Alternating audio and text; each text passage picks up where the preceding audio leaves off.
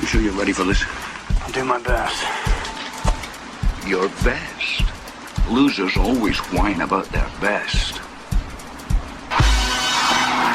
Winners go home and the prom queen.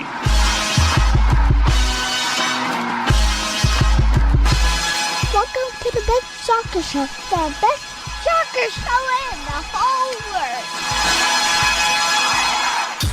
Hello, boys and girls. Welcome to JD and the Rod, America's best soccer show, back on the air on a Wednesday night. Feeling saucy, Jared. I don't know if that's a word I should use, but I'm feeling saucy. This sounds like you need to change your pants. Okay. Yeah, wow, that's just rude right off the bat. How much time do you spend thinking about Smurfs? Damn, dog. Inappropriate. I would say 0 to 0.001% of my life is spent. Moreover, like, how much time do you spend thinking about every once in a while I just get like kind of thinking about like Gargamel. Like, you think about Gargamel. I don't understand what his deal was. Like why he was the way he was? Yeah, why was he mad? Because he was ugly, or because he lived with a cat and nobody else? I mean, I never understood what he had against those little blue guys. He was just evil. You got to have like just a character whose motivations are very clear. Like they're just evil. They want to mess with stuff. Like they can't. Do we need a foil on the show? Can we make Seuberling our foil? I think Seuberling's. He's from the Midwest. He's too nice to be a foil. And he's from Ohio. Wait, hold on. Is it his fault that My Chemical Romance thing is happening? What does that have to do with Seuberling? Don't they have a song, or their album was called like Ohio's for Lovers, or something? Isn't that them? Or is that a different I don't band? know. I don't know anything about My Chemical Romance. We did have a request to talk. I don't really either. I'm probably even saying the wrong band right now. No, we had a request. Well, maybe we had a request to talk about Rage Against the Machine tonight. Oh, wait. Oh, I can talk about that if you want. Okay. I mean, I don't know how deep you go with Rage. Here's my only thing, though. Ohio for Lovers was a band called Hawthorne Heights. Excuse me. Wrong fake emo band. Let's see. So I was super stoked when that came out. So people don't know, like, when the news dropped that Rage Kid was coming back, you were super stoked. Well, here's the thing. I don't know how much I can talk about this without going like political and stuff like that. But your boy Rodius, at 16 years old, had this nice 76. I say nice. It cost me $1,400. It wasn't like huge, but I had this 76 Mustang, and I remember in the glove compartment, I kept the 8-track player because you know how I am. But I had an 8-track and a Cat Stevens 8-track. I needed that. Yeah. I wanted to drop in a background for you. Just a little bit. My kid actually I let him listen to that song right there. Bulls on Parade. That's the only one I let him listen to. It's the only one I think. And there's one F word in it, but he knows. You know, this song, the intro on this song is so long, it's just that riff, that I'm not even going to get to the lyrics. Wait.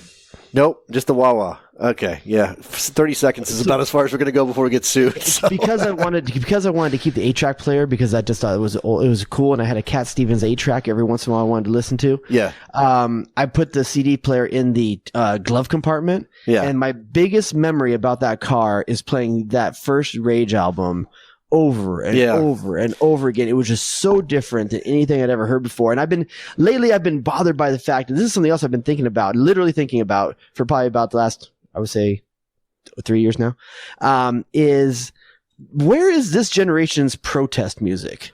Where is this generation's protest? That's a good point. You go back to Woodstock, and like it was protest music. You had the Creedence Clearwaters, Crosby, Stills and Nash. You got all these like bands that are like protest bands. Yeah. And I get that as music becomes part of the machine and the money behind it, the want to be offensive or against the grain is maybe washed out, but Rage Against the Machine for like my generation in the 90s, that was what they were, you know? Yeah. I was listening to a podcast today about Biggie and Tupac and that whole thing, but it also went into like the discussion about gangster rap in the early 90s and how it became like the world's biggest problem, and all these politicians are going after gangster rap. And you remember when Ice-T recorded Cop Killer as part of his... Al Gore's wife maybe have an explicit label on my music? Yeah, it was Al Gore's wife, and it was the vice president, Dan Quayle, who were very upset that, and that's the thing. Ice-T was recording thrash metal. He wasn't even recording, excuse me, he wasn't even recording rap. Oh my God, are you okay? Yeah, I'm dead. But yeah, that sort of stuff. I mean, maybe it wasn't directly for the suburban white kid from the Inland Empire or me moving around the country, but that was definitely protest music. What Tupac and what Ice-T were doing. But one thing was like, where's this generation's like protest music now? I don't see it. I don't see anyone out there like doing that thing. Now, granted, be a fan of whatever political arena you want to be in, but where is your political like music for that side? Well, how about the fact that so like we talked about with the national team, but it's just vanilla out there. Yeah, but the problem is that it's not okay. The problem is that you're outside of the range of that particular subgenre of music, and that subgenre of music is not going to rise up to the popularity level for Jared Dubois to learn about it. It's going to be that was the uniqueness of the protest music of those generations, is that they were the pop music of the generation as well. Well, Rage went mainstream, which obviously De La Rocha didn't like that they were mainstream necessarily. Part of the reason they broke up was because they had that attitude, like, we're not for everybody. But they're the heroes we need in a dark time. Yeah, something like that. I mean, I was never super into Rage, but I dug them. I mean, I could get down with that music. It was certainly pump up music for whatever sports I was playing. You know what? You know who else? You know who has it good right now, though? Yeah, Canadians. Hold on, we're going to get to Canadians here in a second because Vince from Toronto's on the line. He wants to talk to us, but I want to make a point, and maybe we can throw this out because I can only think of two bands that this applies to. How many bands in the world have a longer name than just one word? But if you say one word, the first word of their name, you know exactly who they're talking about. Ooh, man. I can think of two. One of them is Rage. The first word, because like, for example, the Rolling Stones, if you just say Stones. Well, that's okay. You know, you can also do it that way. How about one word out of the entirety of their name? It was just one word. I have one more that I can name. Seuberling's putting out Dave Matthews Band. They just know him as Dave. Well, I think of that as one guy rather than the band, but I see what he means. Yes, you could say Dave, and most people know what you're talking about. Yeah, you know. Oh, yeah. I can think ones that are initials. You know, like GNR, but that's not. No, you don't say Guns and you don't say Roses. You have to say Guns and Roses or GNR. Man, that's a good call. I'm not sure how many are like that. Man. I got one. Rage. I got what? One. Tribe. Called Quest, yeah. Tribe is the other one. That one works pretty well, man. Nobody says. Yeah, that's a good one from Nick. What? He says Hootie. That's true. It's such a unique word. But nobody says I'm going to go listen to Tribe Called Quest. They say I'm going to go listen to Tribe. Listen to Hootie. Yeah. Well, nobody says that at all. Maybe Vince in Toronto likes Hootie. Let's get Vince on the phone. Vince, it's been a long time, man. Like it's been a while since we heard from Vince. What's up? Yeah. Pretty good, guys. Yeah, it's been a very long time. How are you guys doing, man? It's great to have you guys back on the air. Is this where you better before we lost to your team? I know. Is this where he's going to rub it in, Jared? He's going to That's gloat? all this call is about. You notice he didn't call. We didn't hear from Vince since '83, the last time Canada won, and all of a sudden he's all up in our phone lines.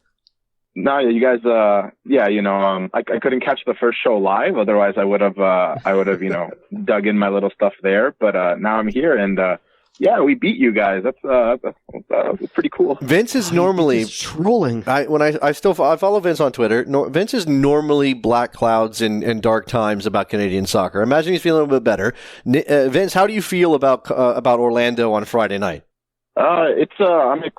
I'm excited. I mean, like the fans there, usually they're not used to winning. So I mean, if things go south for the U.S., it won't be too much of a difference. Yeah. Oh my God. But no, in all honesty, it's going to be really interesting, right? Obviously we got the U.S. players kind of rounding into form. I like Pulisic and I'm happy to see him doing well at Chelsea. And everybody's been waiting for that, and now he seems to be rounding into form. But obviously the big question is, Greg Berhalter. Does he keep the same system? Does John Herdman then, keep the system that he used to beat the U.S.? There are a lot of storylines, and it'll be interesting to see. And obviously, half the fun is following, U.S. media, U.S. fans on Twitter, because I thought, we were all dark cloud, but you guys, things don't go well, especially, after it happened. Things really don't go well, and it'll be interesting. It'll be a good time. But overall, it's an exciting time, and it's an exciting time. Listen to that, Jared. The Canadians are full of themselves. Thanks for the call, Vince. They're full of themselves, Jared. It's an interesting thing, man. I wonder, he's already off the line, but I was actually wondering, what is his reaction to the American reaction to that team, to that, I don't know. Maybe I wonder if they look at us and be like, well, you don't know the half of it. You don't know real pain. Right. No, everything's relative, right? So we could be Canada. I mean, and obviously people would freak out even more, and who knows if anybody would care at all if we were Canada. And obviously Canada's got something going on right now, but for a very long time, they haven't mattered at all. They haven't gotten to a World Cup since '86. Speaking of not mattering at all in the U.S. national team, I feel like the U.S. soccer just doesn't. I mean, no shocker. I feel like U.S. soccer doesn't care about us. And here's a couple reasons why. Who is us? You and me? Like you and me personally? No, the fan base. Okay. Granted, I don't know if you consider yourself a fan base because you're a member of the media. Me, however, I'm on the outskirts. I'm a rebel, Dottie. Yeah. Do you want that drop? Do you want a Pee-wee's Big Adventure? But here's the thing. Right now, this pre-camp has been in session since Monday. Yeah, I still don't know what the hell a pre-camp is. I thought we were getting a roster today, by the way. It's the stuff that can still get a girl pregnant, even though you're not sure. No, hold on, stop. You can't. You. Jay Rodius. Man, yeah, you want to be careful about that pre-camp. You got to be careful where that goes. Yeah, yeah, nothing good comes out of that. They tell you that in health class, right? Pre-camp can still get a girl pregnant. Yeah, I know. So my thing is that, and I think we may have talked to this in one of our pre-shows that we did, our test shows. Right now, if you go to the U.S. Soccer's YouTube page, not a single video this week about anything coming out of camp. There's players here that a lot of people don't.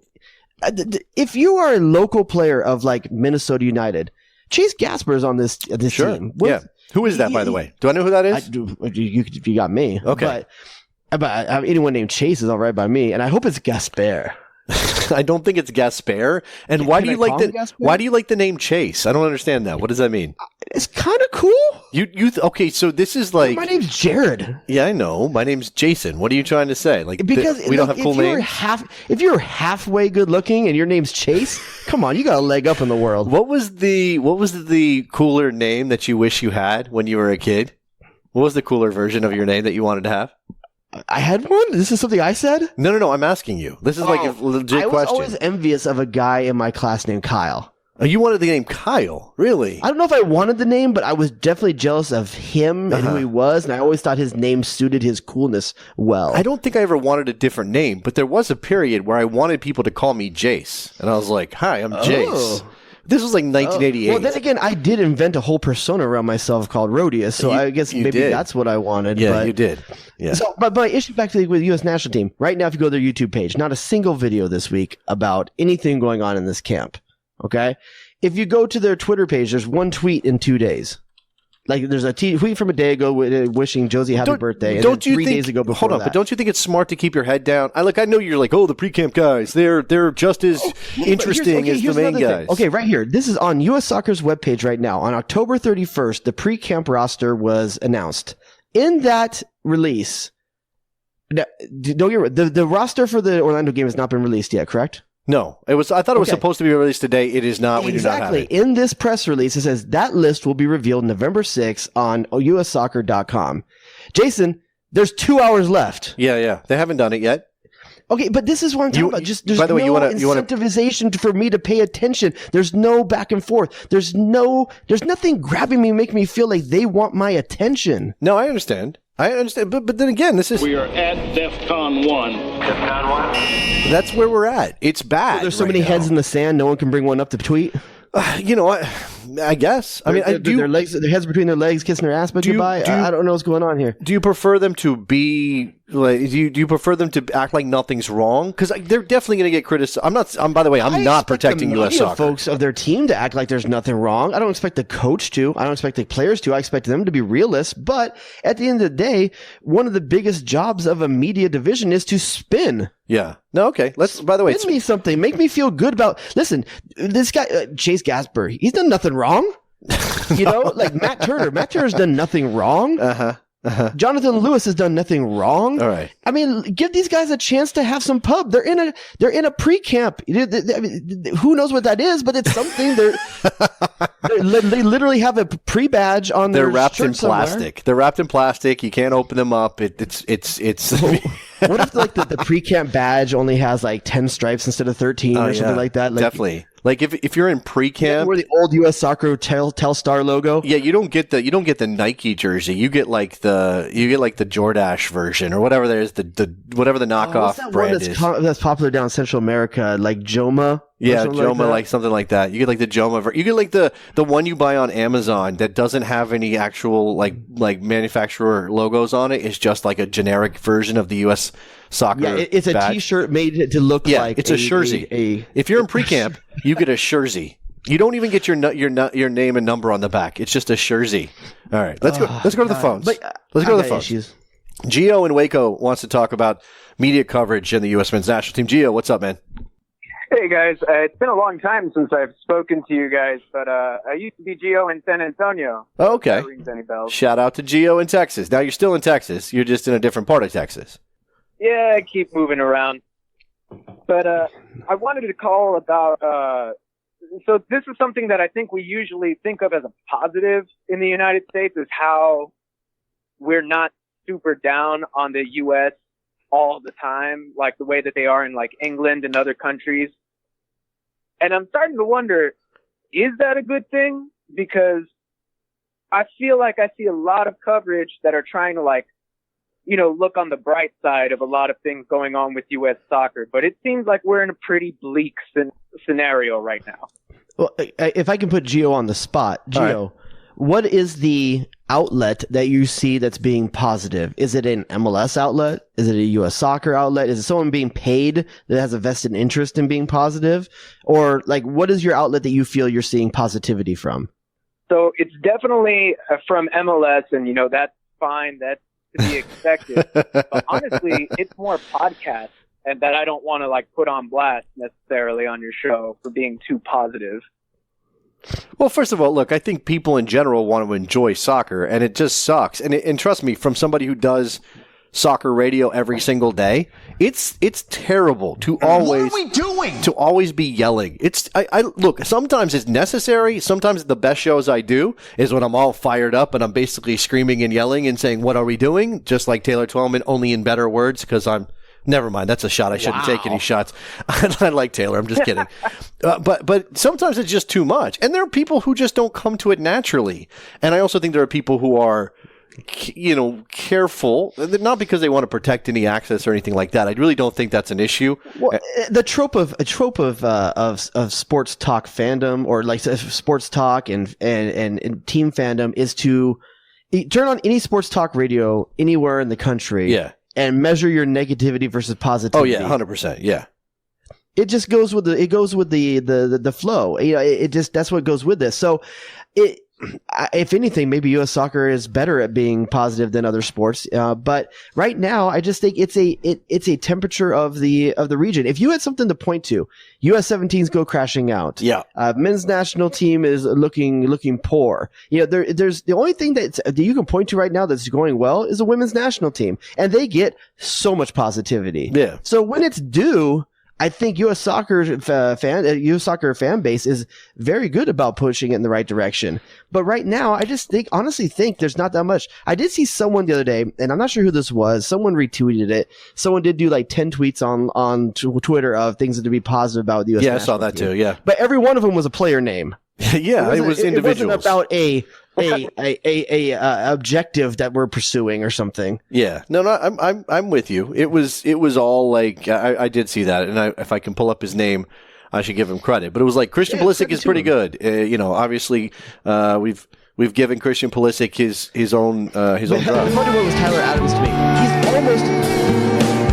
Sorry, I stepped on you there. The funny one to me was the Tyler Adams. He's almost healthy. Almost healthy. That was the positivity. Almost back. He's very close to playing soccer again. By the way, Gio, you got to be careful, man. You can't be in Waco and talking about how you have to move cities all the time. There's some things going on there that seem suspicious to me. Did you just make a Branch Davidian reference? Is that what you did? I may have. You made a David Koresh reference? Fact that you knew what Branch Davidian was is impressive to me. Gio, man, he's putting you on some weird cultist, the end of the world stuff. Maybe does that vibe hold in Waco? Is that why you're so negative? Because everybody talks about the end of the world in Waco? first he puts me on the spot with that, okay, who's saying it? And then he tries to call me a French Davidian. There's some hostility coming at me. Oh, no. I got nothing but love for you, Gio. Thank you for being back on the show, Gio. Let me just... Who asked those questions? That's a good question. Who asked those questions? Gio in Waco. Thank you guys for having me. There goes Gio in Waco. Let me go ahead and get him out of here. Thank you for the call, Gio. The phone numbers are open. The phone lines are open. 717-727-2378. It spells best. I'll let you figure out why. I had a question for you, Jared. Mm-hmm. Just kind of, this is just something I thought of today. How much candy do you eat in the off season? What define off season? Non-Halloween adjacent season. Oh, I'm candy daily. You are. Oh yeah, it's not unusual for me to have like you tapped into a well you were unaware of. I had no idea. You're a sugar junkie. I didn't know that. Without doubt. Here's the thing. I grew up in a house where like I couldn't have sugar cereal. Oh. It was not allowed, right? So when I went to college, I kind of went down a dark path that I've never truly come out of. Okay. Wow, I had no idea. In my office, I do have a mini fridge in my office. Uh-huh. And in that mini fridge, it is not unnormal for you to see a huge, like the big size, not king size. I'm talking bigger size, whoa, like brick size of a Mr. Goodbar. I don't even know what's in a Mr. Goodbar, and describe it to me. I don't know. I'm not. So here's the thing. I'm on the opposite side. Now look, there's a bunch of candy in my house because of Halloween, and we just moved in. We bought candy. Kids will come by. We live in a very suburbanish. How was that first Halloween there? Did you guys? Did they go out? You got kids? Like, is it actually like happening? Well, unfortunately, a massive thunderstorm was about to hit, like right at the time that trick or treating was going to happen. Children. So, like, we got maybe 5 or 6. But my wife was very cute, and they don't do trick or treating in Puerto Rico. So this is her first time. She's always lived in apartment buildings with no trick or treaters. So she got to do the whole, "Oh, you look so cute, and what are you?" and hand out the 8 pieces of candy because she knew we were going to have leftovers. So I'm just like housing fun-sized Snickers right now, and I hate it because I'm not a candy person. Oh, dude, that's awesome. You're living your best life right there. It's terrible. See, in my house, there was no candy left. Like it was. Our neighborhood is just nuts. I think if I told you my candy proclivities, you would hate them. I bet you would hate them. I mean, come on, dude. Are you a candy snob? Oh, for sure. Okay, you tell me what. There is wrong candy to eat. There's just wrong candy to eat, and most of it, if it has anything that has the word malt in it. Yes. Okay. I'm with. I can occasionally be in the mood for that, but I'm not. That's not a go-to. I'm not going to. If your a primary ingredient is caramel, come on. Okay. Like, it could be a side ingredient, but limited caramel. What about nougat? How do you feel about nougat? We talked about this last week. You were talking about what's his name, the new coach for the Milky Way. Yeah, I did do that. Yeah. Okay. So, I'm just curious. But, okay. In high school, there was nothing better to me than a Reese's peanut butter cup and here's the thing. This is where I'm going to get old man on you guys now again, okay? The peanut butter cups have changed. Okay. You can't get a freshie anymore. You can't get a freshie. Like, how often now do you buy into a peanut butter cup? It's just dust in the middle. Okay. Peanut dust. Yeah, that's part of the reason I don't eat that many peanut butter cups. It used to be wet in the middle. Yeah, that sounds inappropriate. That does not. Yeah, you're not allowed to. Jay Rodius. That sounds like me. I was going to say before they came on the show, I was running a little bit late to getting to the show because I had to clean my brushes, to clean my paint brushes, and then you did. And then my wife walked in on me cleaning my paint brushes. We had a moment there. She didn't necessarily appreciate that. I'm going to give you a comedy tip. Okay, singular would have been so much more funny. My paintbrush. Yes. A comedy tip. Listen to you. You write for the Late Show singular, or something. It's way funnier. Okay, fine. Let's go to the phone lines because we do have somebody waiting. Frank in Orange County. I'm going to guess that's Orange County, California, but there are many Orange counties across the country. Frank, what's up? Hey, what's up, man? So, well, first of all, Reese's are awesome. So just got to get it out there. All right. And so I guess the conversation right now is about the U.S. national team, right? Sure. Go ahead, Frank. How do you feel about it? That's the thing. I don't know. So you guys remember when the U.S. lost to Mexico, right? in like the Gold Cup final. Sure. Yeah. I had no idea that they played another game like a month later. Like I didn't even know that was a thing. And what's scaring me is that I don't know, man. Like I feel like I'm losing interest. Like it's not there anymore. Like the way it like used to be. And like I don't know if I'm like alone in this, but yeah. I know where Frank's coming from on this, okay? Because I've struggled with this alone as well. Because I don't know. I don't know if I'm a bandwagoner for the U.S. national team. I'm only interested if they're winning. But at the same time, I just pointed out a few examples of how they're not cultivating me either. You know, like I don't feel valued in the relationship. There was a time where we had like Studio 90s and stuff like that. We had every day there'd be a camp report and video, and it was fun to be a U.S. national team fan. You felt like they were providing you something. It's like, yeah, we may win or lose, but I knew the personalities of the team, of the players. I don't know that. I have to go to the club teams to get that. You know, it's just weird. I don't feel like, and this is something that's been talked about for a number of years now, how SUM's only worried about the dollar, you know, and U.S. Soccer's only worried about the dollar. As sooner or later, the dollar's not going to be there if you don't give us a reason to be a support. And here's the thing, U.S. national team fans, it's not just about winning. They're proud of their country. They're proud of their team. They want to represent. I want to be interested. I'm sure Frank wants to be interested. But here's the thing. He doesn't even know there's a game going on. U.S.-Mexico.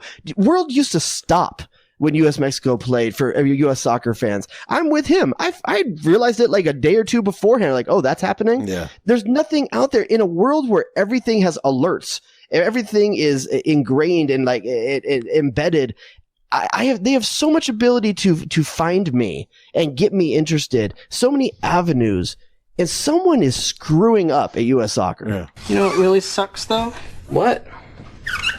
Everything. Well, I mean, look, it's tough to sell a team that's not winning or not good or miss the World Cup. Like, all those things are tough. That's why your interest is dropped. I mean, I also think it's interesting that we are halfway through our show, basically, on a Wednesday, a show we do once a week, and we have not yet mentioned the MLS Cup Final that comes up on Sunday. That to me, while people are saying, well, I don't know if I'm interested, and I understand Frank, I get where he's coming from, but for me, like, the fact that we're still trying to talk about it, like we're still doing this, like that is it's like it's latent, like it's bubbling up, like it's like you want to do it, but you don't know how to get there. But here's the thing: the U.S. national team, America's huge, 50 states. How many of them have an MLS team? I don't know, maybe 13, 14. I don't know. That's not right. Well, listen, some states have multiples. No, sure. There are states with, like, Ohio has multiple, California has, but I don't think it's 13 or 14. Okay. Is that right? I don't know, but here's my point is that the U.S. national team sum is greater than the MLS parts. Okay. You know, so why would people in half the country, the states in America, care about Seattle versus Toronto? No, I get that. It's nice to watch a championship game, and I'm going to watch it. And, no. But in terms of why we're halfway through the show, and the three callers so far have been about U.S. national team, because that actually matters to them. Yeah, no, I get it. By the way, I dropped Frank. I think he wants to come back. I dropped him because we were having trouble with his phone, and I don't want to drag the show too far down. But Frank, if he's still there, okay, we lost him. I think I'm just learning how to handle this phone system. So that's on me, not on Subes. All right. So the fact is that the MLS Cup Final is the biggest game in the domestic league. And Jared, obviously, if the Galaxy were in it, you'd be freaking out about it. You'd be talking about it nonstop. So for somebody, it matters. I think we also have to keep in mind that as U.S. Soccer tries to get back to whatever relevancy is possible here, that there's going to be like a natural progression for this, and that, you know, you're good. I don't think it's Studio 90s and behind the scenes and biographies on Chase Gasper that's going to get you excited. It may not be me excited, but at least it shows that they're interested in pursuing me. I guess it's just like my wife after being married for 15 years. You want them to chase you? You want them to be like, please. Well, okay, I know they... Damn right. Okay. They want my money. Right. Do some dance, monkey. I don't even know what does that even mean, dance monkey? It means if you want my dollar, do something for it. Okay, they're the stripper on stage, no, that's not true. me. All right. Danger zone. Okay, whoa. They want to take me to the champagne room. They better earn it. Okay, I think I don't know what that means. Playing hot dogs and donuts with two fangirls in the locker room? You don't know what the champagne room is, or you don't know what you're supposed to do there or not do there? Trust me, I've never been in one. You've never been in a champagne room. Is that for Meg's benefit? Just so okay, never mind. I don't want to. Never had the need. Your boy's got enough skills that he's never had to. Never had the need. It's not. First of all, I actually was thinking about that because before we relaunched the show, I had a trip to Vegas and I went out there for this bachelor party situation. And the guy who's getting married, that's not his scene. He's more of he'll do whatever everybody else wants to do. And there was one guy. It was, I don't know. It was a little bit cliche, but there was one guy. There's always that guy who wanted to do everything, right? He wanted to go to the strip club. Yeah, he's the one where we get tacos, and he calls the car to come pick us up. For the guy that gets a kickback on taking us to the strip club. That's the dude that one day you're going to find out gets me too'd, and he deserves it. I'm not saying anything about that particular guy or his situation. I don't have any interest in it. It's just not my thing. It doesn't do anything for me. Oh yeah, that's beautiful. That's nice. I like it. But speaking of things people don't have any interest in, let's talk about MLS Cup. Okay, that's not true. People care. No, I know. I do have a question though, and I'm not sure if you know the answer to this. I don't know if anyone does. Win or lose, are Jordan Morris, Christian Roldan, or Michael Bradley expected in the national camp and to be playing Friday night? I believe so. Yeah, I think that's going to happen. Yeah. Man, that seems odd to me. Seems tough, right? That's a rough turn. It is. No, especially if you're a winner. This is why, though. I mean, just on that. By the way, do you know about Michael Bradley's contract situation? Oh yeah, if they win MLS Cup, he gets some huge payout, right? Yeah, he gets $6.5 million option picked up automatically. Automatically, it gets picked up for next year. That's a lot of head wax. Yeah, that is. That's good. Yeah, he needs to keep that dome. Well, he's got to keep. Shiny. I mean, his dad missed out on a bonus, man. The family needs it. Who asked those questions? I think what I was going to say is, based on the fact that Michael Bradley's going to be playing in that game with $6.5 million option or not, Christian Roldan is going to be playing in that game. I'm not that high on either one of those guys in the national team picture at this point. You're going into this game. Where's Alfredo Morales? Why is Alfredo Morales not your first choice defensive midfielder right now based on form and where he's playing? It's funny. Someone in I can't remember if it was Slack or Twitch, mentioned the name Alfredo because last week, Old Man Rodius went off on the passion, the fight, the warrior spirit in the U.S. national team. And someone called it out, and I apologize, I don't have the name in front of me right now. They're absolutely correct in that Alfredo Morales is the guy. Yeah. That's the guy I see fight every time he's on the field. And that's a guy that I appreciate. When he's on the field, I don't know if he's the best player, but I can tell you this. He works and fights like an American, and I appreciate it every time he's on the field. So feel respect for the Gegner. I like him. I think he has a place right now, especially. I think you have to consider timing and necessity. And if you're Greg Berhalter, why aren't you looking at that guy who just played an excellent game on the weekend to help his team in a derby? Why is that not your guy? Don't tell me Will Trapp's the best option. Will Trapp. Yeah, when I see that name in the pre-camp, listen, it makes sense. It's American. It's all MLS players. Sure. It's people that's not on the international. So people that may not know that, they're looking at the pre-camp roster. Not an international window, so it's only going to be MLS players there. I hope to see him on the next one because if Will Trapp is there and a guy like that isn't, I'm wondering what we're doing because, listen, Will Trapp can play a good pass. I'm not saying he can't, but I'm worried about him locking down a center, an attacking midfielder, or maybe the old adage works well with Alfredo Morales. Either the ball gets by you or the player, but not both. Right. That's the type of player that is, and I appreciate that. By the way, speaking of the midfield and Will Trapp in the mix there, a name that's come up, and he may have eliminated himself from consideration. I don't know. He obviously has had some issues with the national team. Darlington Nagbe. Did you hear about the news with Darlington Nagbe, Jared? I heard there's rumors of Ohio? No, he just got traded to Columbus, or at least Sam Stejsko is reporting that, and I trust Sam to not throw something out there that's not done. About it, obviously he has Ohio connections, Akron product. Yes. So I'm wondering, I don't know how much of it he had a say in. Obviously, he seems like a good player. I mean, a starting midfielder on the defending MLS champion. Looked good during the season.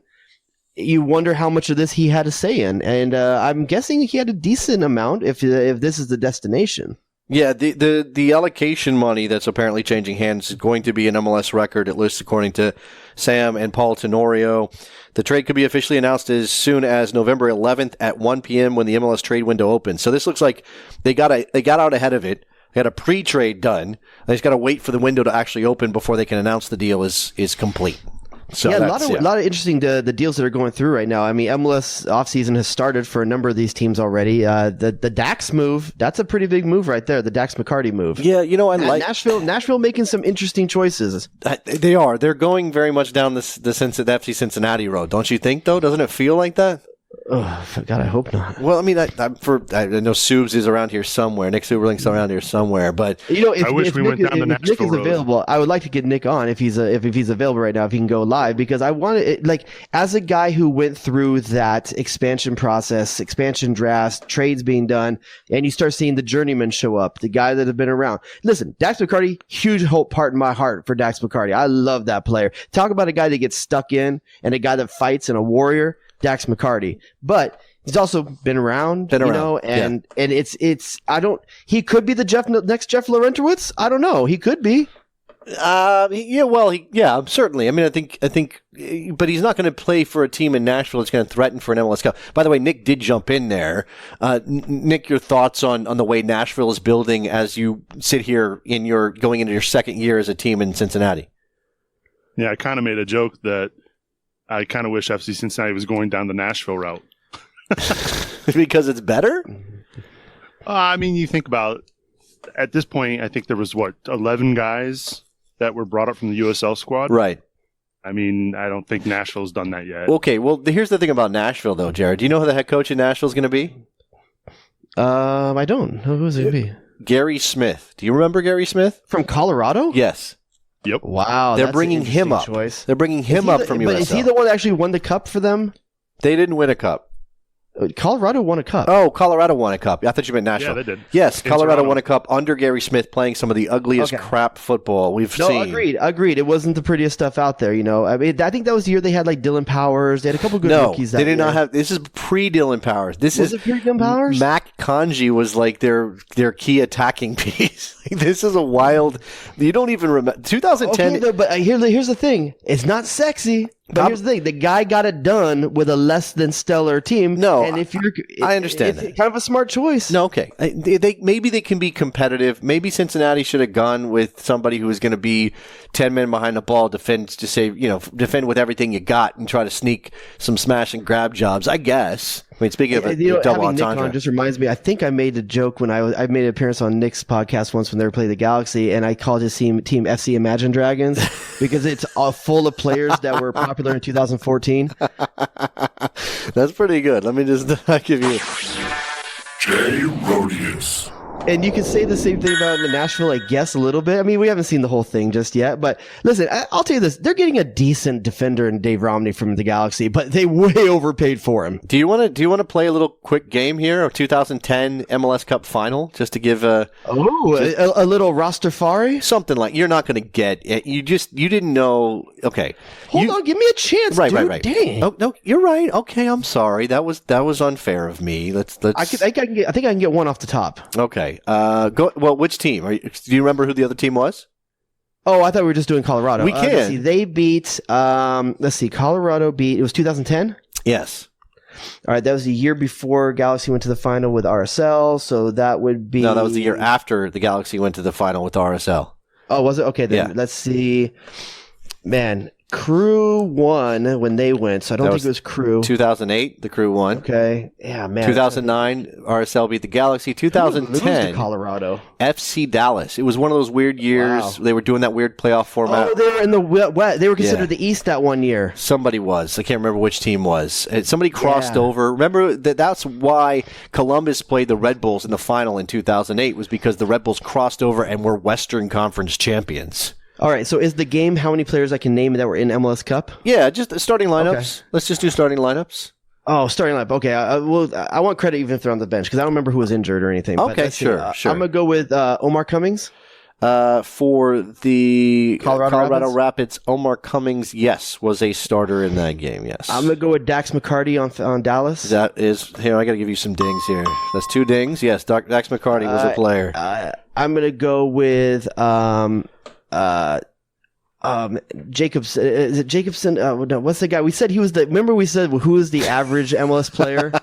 Alexander. Scott Alexander. Eric Alexander. Eric Alexander is who that was. Eric Alexander was not in the team for Dallas in that game. Let's go with... I can give you some hints here at some point. I can give you some hints. No, I'm trying to think who the goalie was. Was the goalie the El Gato? Was he still there for Dallas? Kevin Hartman? Kevin Hartman did start for FC Dallas in that game, yes. So let's see, Colorado and that year. Was Mastroeni still there? Mastroeni was still there, so he started for Colorado. Yep, he was the captain. Oh man, go for it. Kevin Phillips. Oh, I thought you were going to say somebody else. Kevin Phillips. No, I do not have Kevin Phillips. I think he only had 1 season. I thought it was right around there. This is like a who's who of mid-range MLS players. Marvell Wynn. Marvell Wynn, yes, started for Colorado in that game, yes. Okay. I'm pretty proud of myself so far. I'm not going to lie. Okay. Who is the Kenny Cooper? Kenny Cooper, Dallas did not. He was. I don't know if he was gone already, but he did not play in that game for Dallas. No. That's surprising to me. Okay. Mauro Diaz wasn't there yet. Yeah, you're missing some big ones on both sides. On Dallas, I think, right? You're missing big ones on both sides, but yes, Dallas has definitely got a couple of big names. Let's see. Tell me when you want to go to Hint World, and I'll take you to Hintland. Okay, you can give me a hint. All right, let's see. I got to pick one of these guys to give you a hint on. Okay, how about... Is there any national team players that I'm missing that are on those teams? Yes, definitely. You're missing... Brad Davis of Houston. What am I thinking? You're missing... man, okay, let's see. How about this? This is not a national team connection. I can do that eventually. Actually, how about this? You mentioned one of the players for Colorado. Wait. Jeff, the defender. He went to Toronto after. I thought you were going to say somebody else. Jeff Cameron? No. Oh, yeah, Dallas. No, he was Houston. He was with Houston. No. But I'm thinking, who's the guy that said he went to Toronto and I think he played defense for Dallas? Center back for Dallas. He ended up in Colorado at one point for a while. And then he moved on to Toronto. You can do this. I am blanking on it right now, man. I picture him as a Toronto player. Square Jaw McGee is his Yes. I know exactly who we're talking about here, and it is killing me. Like the chat probably is all over this. Do you want me to tell you that one? I got it. Yeah, go ahead and give it to me. That's Drew Moore. Okay, but you are also missing a player you mentioned on this show already. Oh. So you mentioned Dax McCarty could be the new what? Jeff Laurentowicz is Colorado. Yep, he played for Colorado. How about a former national team striker / Colorado Rapids manager started for the Rapids that day? I said Mastroeni. No, somebody else. Another guy who ended up as a manager for the Rapids. I had it when you first mentioned the game. That's one I thought of, and I forgot it since then. Connor Casey. Yep, Connor Casey is in there. How about this guy, famous for breaking somebody's leg? Dima Kovalenko? No, later on after that. Like a very specific incident. Also played in, I believe, Houston for a while. This Rico guy. Clark? No. Rico Clark. Rico Clark was not in this game. No, not in this game. Rico Clark. But oh man, midfielder. Let's see. Brian. Can you do this one? Carroll? No. Brian Mullen. You remember Brian Mullen? Brian Mullen, yeah. I love Brian Mullen. He played for the Galaxy for a few different times. I think he played for the Earthquakes for a bit, too. He's one of those players that was really back and forth with the Galaxy and Earthquakes. Yeah. Love me some Brian Mullen. Definitely that is one of the most underrated MLS veterans, in my opinion. Brian Mullen was a fantastic player for MLS. I think I'm remembering correctly that he did Steve Zakuani, right? That was Brian Mullen. I believe it was him that did Steve Zakuani, as a retaliation tackle, if I remember correctly. That basically ended Zakuani's career. He never really came back from that. All right, how about... I throw out another one, because I'm not sure if this is interesting for everyone to listen to right now, so throw out the other ones. Kosuke Kumura started for Colorado. Anthony Wallace started for Colorado. Jamie Smith, a Scotsman who was in MLS for a little while, started for Colorado. Also on Who's the goalkeeper for Colorado? Matt Pickens. I got it. Matt Pickens. Oh, did you know that one? I'm sorry, Subs. You got any ones you want to weigh in? I was going to say Matt Pickens, who happens to be Gary Smith's goalkeeper in Nashville right now. Wait, he's starting goalkeeper for Nashville? Matt Pickens still plays? I just found that out. I learned something today from Nick Seuberling. That's fantastic.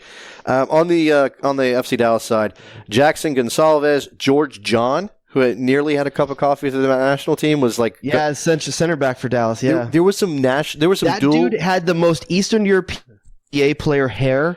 Yeah, well, he was Greek, and there was some freak out that he might play for Greece, and everybody was worried that we're going to lose George John, but then he got injured. It was injury problems for him. Marvin Chavez, remember him? I'm blanking on Marvin Chavez. All right, Jair Benitez. Yeah, I remember Benitez. Daniel Hernandez captained FC Dallas that day. That's one I should have got. That was like one of the all-time Dallas players. I love Daniel Hernandez is what this national team needs right now. David Ferreira was one of the big names you missed. Also, Atiba Harris started up top. He is still bouncing around somewhere. He was a long-time journeyman in MLS. Yeah, and here's one you're going to kick yourself real hard.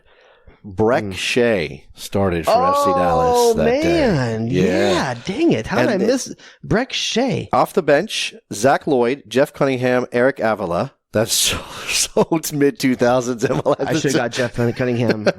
Wells Thompson, Julian Baudet, and Matt Conji came off the bench. For people that didn't listen to the first bonus show, this right here is why I have a game called the Jeff Cunningham game. Yeah, we did create that a long time ago. 6 Degrees of Jeff Cunningham. What? Oh, that was not your game. Your game was something different, right? Yeah, it was different, but same kind of concept, though. Jeff Cunningham has played with everybody in MLS. He basically has. All right, so MLS Cup 2019. I'm headed to Seattle. I'm still sad that we didn't. That the stars didn't align, and I can't hang out with the Roadies. There's so many stars in LA, and none of them could align for us. No, that's right. That's true. Let me just go ahead. Someone seems to think you have talent, but unfortunately, this is Los Angeles.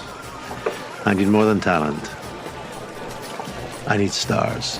Ticket prices off the chain, Jared. Like secondary market. Am I hearing 69,000 too? 69,000 people sold out in like 12 hours. Like good on Seattle, though, man. I mean, it's a great stage for MLS's premier game. I know LAFC is probably where the league wanted it, but you ain't putting 69,000 people in there. No, you're not putting that number in LA. You're not going to have these awesome shots of March to the Match in LA or anywhere else. It wouldn't take over the town. Like maybe the mayor makes an appearance or something. I know Magic would have been there, whatever, but it's not going to take over LA the way it takes over Seattle. Magic will be I live in LA. Trust me, Magic will be anywhere there's a camera lens.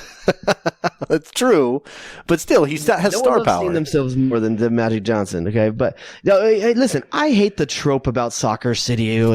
Everyone is tired of Seattle and all that stuff, but at the end of the day, they deserve it. Do they? They do it. They do it right. And here's the thing: the crazy thing, and one of our listeners put this out there. Who's the more underrated or understated coach? I think it was underrated coach or undervalued coach, Greg Vanney or Brian Schmetzer. Somehow it's still Brian Schmetzer. Well, okay, yeah, both those guys have MLS Cup titles. Greg Vanney won 3 trophies in a single year. Brian Schmetzer took his team to a championship after taking over for Siggy and won that game, and then went back the next year and now has his team in a 3rd MLS Cup final in 4 years, just like Greg Vanney. I don't know. I mean, I respect both those guys. I was talking about this. I think part of the deal with Schmetzer is that he's not one of those philosophical adherents. Bob has turned into this guy now because he's not Bunker Bob anymore. That we have to play our football. We have to play our football. Who's asking those questions? We got to play our football. And Brian Schmetzer just I'm going to put out a team that's going to give us a chance to win, and he gets them there. He's like his team, unassuming, and the Seattle Sounders fans are going to like this. Uninteresting. They're not the most exciting team. Jordan Morris is he's milquetoast for sure. It's a long ways away from Obafemi Martins and Clint Dempsey. Oh, well, yeah, absolutely. The sauce is very different. I think Nico Ladero brings some of that, and I do dig him. There's definitely talent there. Every now and then he'll pop up with a different haircut, and you're like, "What? Who's that? Nico Ladero? What do you do? Why do you shave his head? What happened?" I'll say this: Seattle's one of the smartest and well-coached teams in the league. You saw in the games between LAFC, Dallas, and RSL, they played a different style, and I think all 3 of those games, Jared, they changed their style to match the opponent. They're well coached, Jason. I'm going to make a statement, and I'm curious what your reaction is going to be. So this is I'm just going to say something, and I know this is going to upset some people in other parts of the country too. The Seattle Sounders are the biggest club in Major League Soccer. I guess how you define big is my reaction to a combination of on the field results and the number of people they put in the seats and the fact that they matter in that town. I'm not saying they're the Seahawks. I'm not saying that they are that level of interest. It's not I'm going to disagree with you on because I think there's one. If for how I would define biggest. Don't say Atlanta. One thing that they don't hit. Okay, and that's name recognition outside of Seattle. You don't think? I think there's other teams, LAFC, Galaxy, that I think have more name recognition to the average. But that's a function in America. But that's a function of being in Seattle. So you're saying they'll never really get over that hump? It's also a byproduct of being big. What does that mean? You're big is defined to me by how much scope you have. Well, but the Galaxy can be the big footprint. The Galaxy can be like known and still be crap. Like that's not to me. That's not. I totally agree, but it's one definition of biggest. If you're talking about like most powerful or successful. I think is no. I'm saying I'm saying it's a combination of factors. Like so, let's say Atlanta United had won back-to-back championships. I'm going to put them on the biggest club in MLS because they get 70,000 people out to that stadium. They matter in Atlanta. You're in an MLS bubble. You're in an American soccer bubble, Jason. You talk about it 5 days a week. That's not the case outside of of us. It's not. What are you talking? If you want to say that for the American soccer fan, sure, you could make that claim. I just said if you're talking about American sports fans, it's not. But I didn't say anything about who I'm talking. I didn't say who the audience was. I just said Seattle is the biggest club in MLS. Big attached to it, you have to extend outside of that bubble. That is big to me.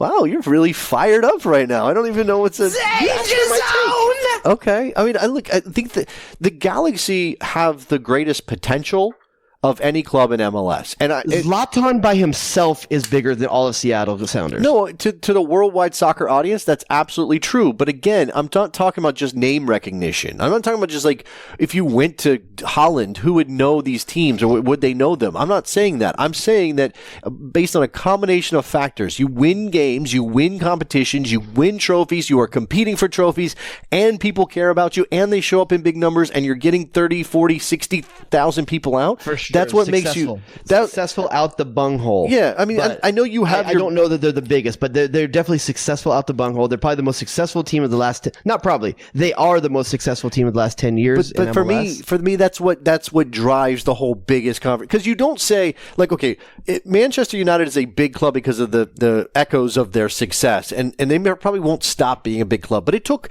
years and decades for them to get to that point where there's always going to be a big club. Manchester City is only a big club now because they win things. They weren't a big club 10 years ago. Do you know what I'm saying? They have a billionaire chic financing. Well, that's what I'm saying. Money is part of it too. It's a combination of all of these things. I mean, I don't know if Russell Wilson's got shake money. Seattle is not doing. They're not just breaking open the piggy bank and spending vast amounts of money to get talent in there either. They're doing a smart thing. They're finding that middle road. It's not the Dallas route. It's not the Galaxy, LAFC, Atlanta route. They found this nice middle lane of finding talented. Well, they're living within their means, players. Right? Yeah. Oh, how did I spend that much money? It's like you don't look at the Seattle Sounders and their team and go, how are they affording that? Like, why is there a brand new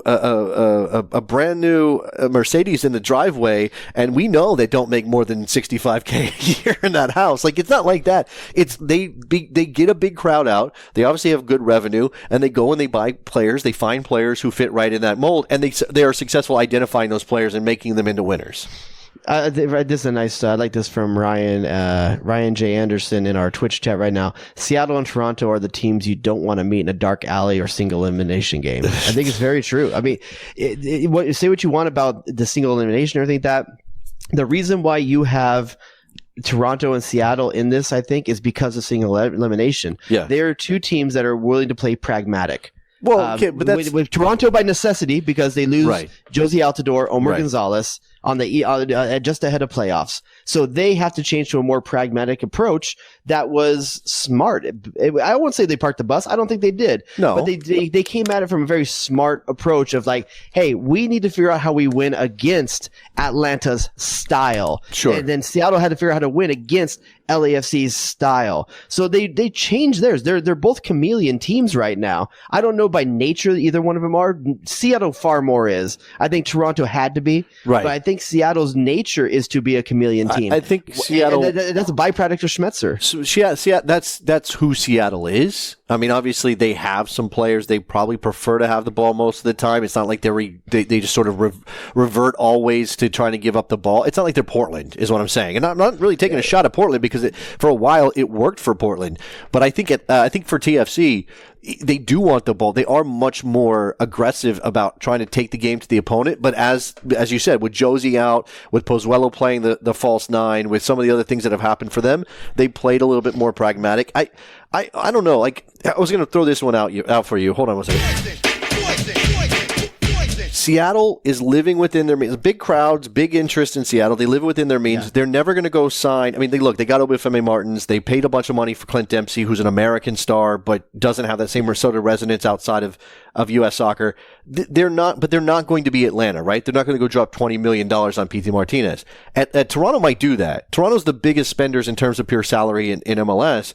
And Jared, if I'll put you in the shoes of the Galaxy leadership, and you're picking one of those paths, which path are you picking? Okay, that question was so long, I lost what my poison is. Would you rather the Galaxy be like TFC or like Seattle?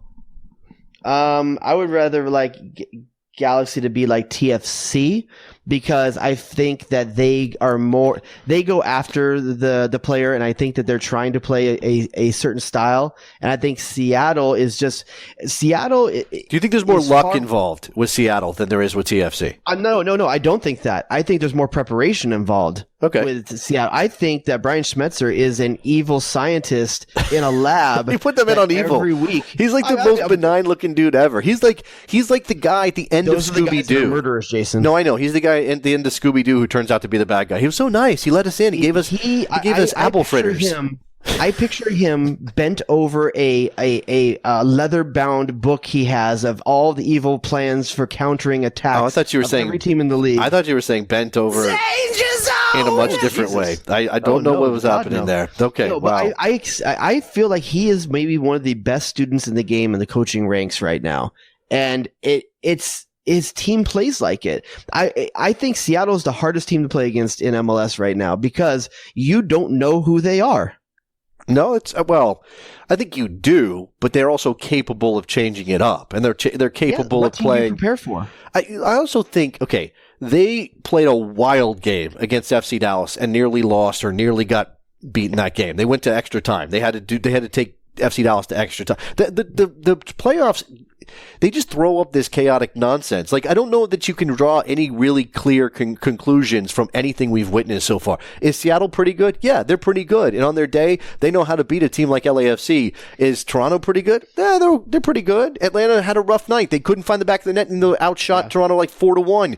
I think it's just kind of chaos. Also, I think for LAFC, their problem was twofold. They had a twofold problem. Their first fold was that they had LA Galaxy the round before, and they wasted everything on the Galaxy. They just gave everything. Yeah, I mean, a 7-goal game, just all the way to the end. So much was expended from a passion standpoint. Right. Like, their soul was on the field for that game. And honestly, I think they thought the next one was going to be easy. Yeah. You tell them I'm coming, and hell's coming with me. You hear? Hell's coming with me! So they go through hell in that game. And then I also think that they are, and I give Bob credit for this. And in soccer, we kind of tend to respect the coaches who stick to their guns, who are like, this is how we play, and we only do it our way, and we only play attacking soccer, and we don't sit back, and we're committed to the beautiful game, right? That's what we call the beautiful game. Everybody likes to talk in big passionate terms about this stuff. I think Bob's commitment to that, or his ideas of, I'm not going to change who we are, caught them, because Seattle was like, no, we'll just screw it up. We'll muck it up in the middle, and we'll have Arriaga body check Carlos Vela, and you'll lose because we're Seattle. So you throw pick your poison my way. I'd like to throw one your way. Okay, all right. All the shine for poison. If you have to have one difference maker on your team for MLS Cup, do you want Pozuelo or do you want Ladero? I want Ladero. Or give you Rui Diaz. No. Okay. Now it's a choice. Because that's weird, right? Ladero's supposed to be the guy, but Rui Diaz looks like he's the guy. Well, they're both really good players. They're both for sure absolute effing pit bulls. I'll give you a choice of either one of those on the Seattle side, but which is the guy you want on the field? And if it's 0-0, 10 minutes left to play, which is the guy you want the ball in the foot of? Probably Rui Diaz out of all those guys. It's a toss-up between Rui Diaz and Ladero, and that's not really meant as a shot against Pozuelo. I like him. I think he's like... I would actually take Pozuelo. He's like a Tasmanian devil kind of player without the physical side of it. Like, he just he's all over the place. Like, you look, like, where is he? He's behind you. Like, you don't know where he is. The NYCFC game turned directly on Pozuelo just being annoying, and I respect that. I love a player like that. He wants the ball. He wants to take it. But I think it's Rui. I want a guy who's like guts and blood and anger and just like he's just gonna, if he can't kick the ball around you into the net, he'll kick it through your head. Like that's the kind of guy he is. Soups put it out there, and I got to tune into your show a little bit. I think it was yesterday when you had Benny thanks, Feilhaber buddy. on. Appreciate that. And you guys were talking about who's the actual like the X factor, and Nick DeLeon was the name that came up a lot. I know you guys end up going with. It starts with L. I forget his name right now. Oh, Richie Larea. Yeah. But, I mean, and Soups is saying De Leon, and I think he's right, except for the fact that I don't think, to quote George Bush, fool me once, shame on you, fool me twice, we won't get fooled again. You know, so... Did you just drop a George Bush? George W. Bush impression on the program. That's the first one. All right. So... But I think Nick DeLeon may be too much of a known factor. That's why I didn't put him in there as Toronto's other one. Well, this is the problem for Seattle, is that DeLeon can do the magic that he's done in this playoff run so far. Opens up space for Pozuelo. Well, but you have to be aware of DeLeon, but you can't over-prepare for Nick DeLeon because TFC has other weapons. You also don't have Chad Marshall in the back, man. Like, that makes me nervous, but they've done well. I know. You know... Do you want to finish this up with a pick? I mean, do you want to go out on a limb? I think there's too much in Seattle's favor. I think they're better coached. I think they have the home field advantage. They have two difference makers in both Ladero and Rui Diaz. That's just rude to Greg Vanney. Greg Vanney's a really good coach, dude. Listen, if I was picking based off of the magic that he can inspire his team by the looks of his outfit, I would go with Greg Vanney every time. Did you hear about his lucky scarf? Did you hear about his lucky scarf? He has a lucky scarf. Oh man, yeah, it does. It makes him look. It's magic. It makes him look amazing every time he wears it. That is magic. Yeah, he wore it in Atlanta. He took it off a couple times, but he had it in Atlanta when it was like. He's got the spirit of Caligiuri in him. His hair. I don't know how he doesn't have. How did Caligiuri get the shampoo deal back in the day? Vanny needs one. I don't know. Maybe there's some Canadian organic, made out in the Northwest Territory shampoo. I really feel like there should have been a way that the Galaxy got to get him somehow, because he's our guy. He was with us for so long. Yeah. It bothers me every time I see those types of guys leave the club. Speaking of hair, you got a guy with some hair. What do you make of GBS's hair? We haven't talked about that. I've never even thought about it, really. You never really thought about it? He's got he's still holding on. Yeah, he's still holding on to the Argentinian mullet. Like, it's a thing for him. I think that's just a factor of generation and where you're from. I just don't think he's not a flashy guy. The guy wears a ding trackies every day, like GBS always looks like he doesn't know what's going on. I don't know why. All I know, he could be the other one. I don't know. I've watched him all season. I don't know which one it is. It's Guillermo and I have to look for the letters on the lapel. He's Argentine, so it's Guillermo and Gustavo, I think. Gustavo, right? Sure. Yeah, you don't know. I don't even know.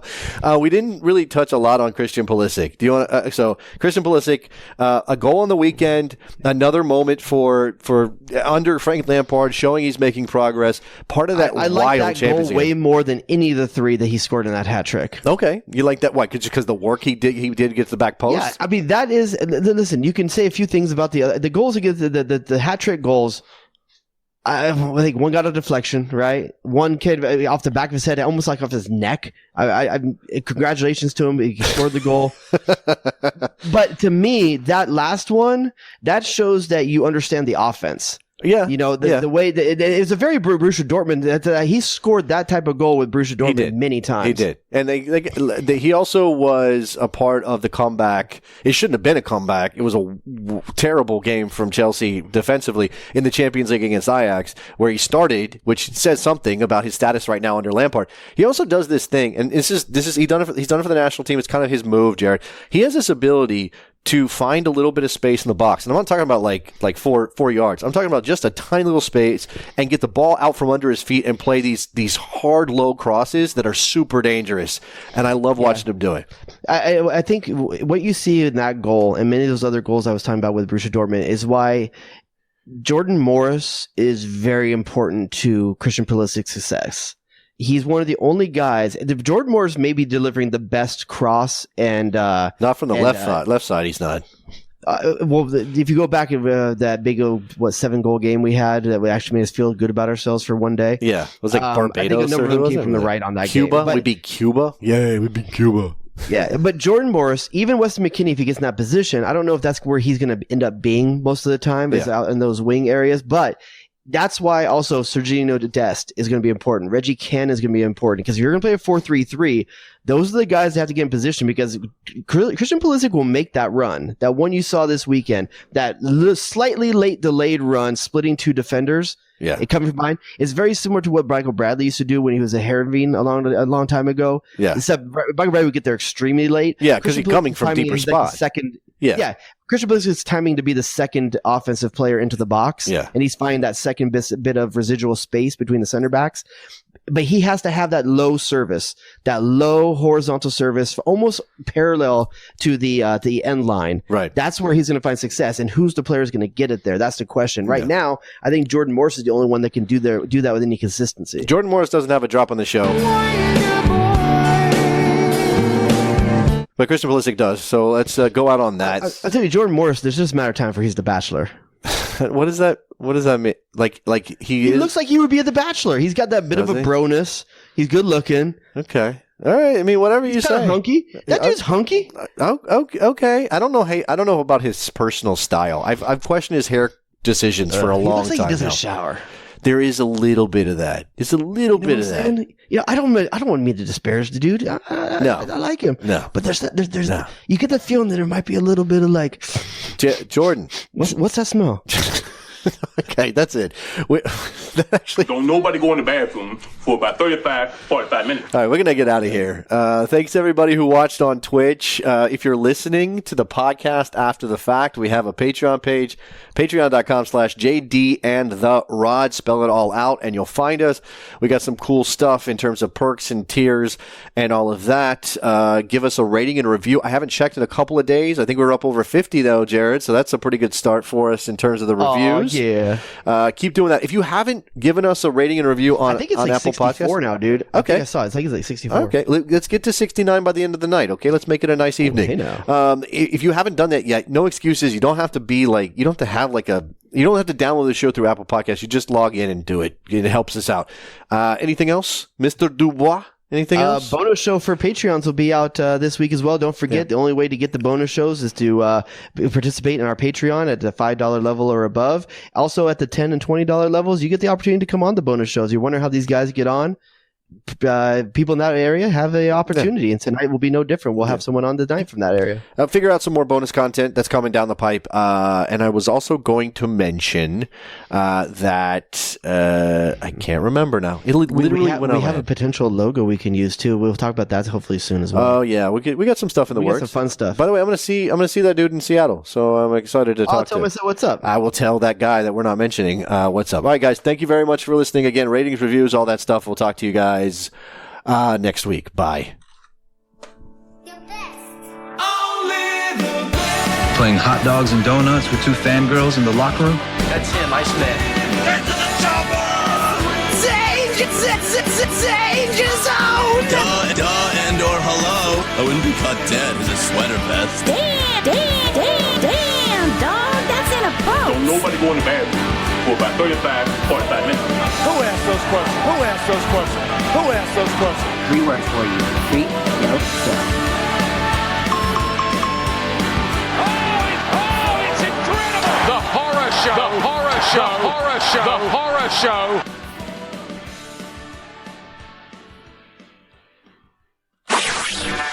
Jay Rodius.